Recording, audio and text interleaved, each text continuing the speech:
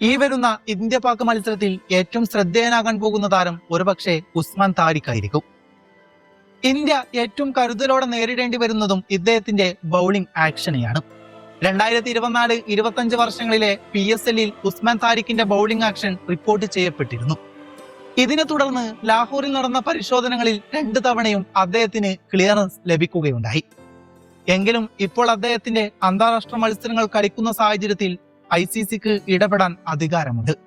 പ്രത്യേകിച്ച് പ്രമുഖർ പലരും ഈ ആക്ഷനെ വിമർശിക്കുന്ന ഈ സാഹചര്യത്തിൽ തന്റെ കൈമുട്ടിന് ചെറിയൊരു അസ്വാഭാവികത ഉണ്ടെന്ന് താരിഖ് തന്നെ പറയുന്നുണ്ട്. അതൊരു പക്ഷേ ന്യായമായ കാരണമായിരിക്കാം.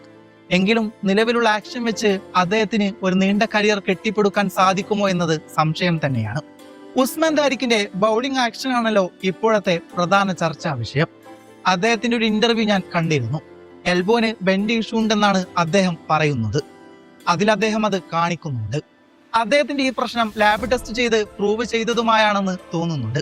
എന്ത് തന്നെയാലും അമ്പയർമാർക്കോ ICCക്കോ ഇഷ്യൂ തോന്നാത്തിടത്തോളം നമുക്കിങ്ങനെ മാങ്ങേറെന്ന് പറഞ്ഞിട്ട് കാര്യമില്ലല്ലോ. ഇന്ത്യയുടെ മുൻ അമ്പയറായിരുന്ന അനിൽ ചൗധരി ഉസ്മാൻ താരിഖിന്റെ ആക്ഷനെ കുറിച്ച് പറയുന്നത് ഇങ്ങനെയാണ്: മുത്തയ്യ മുരളീധരനൊക്കെ കിട്ടിയിരുന്ന ആ അഡ്വാൻറ്റേജ് ആണ് ഉസ്മാൻ താരിഖിനും കിട്ടിയിരിക്കുന്നത്. അത് ശരിയാണോ എന്ന് ചോദിച്ചാൽ അറിയില്ല. പിന്നെ ഉള്ളത് ബോൾ ചെയ്യുന്നതിന് മുമ്പേ ഉള്ള ആ ഒരു പോസാണ്.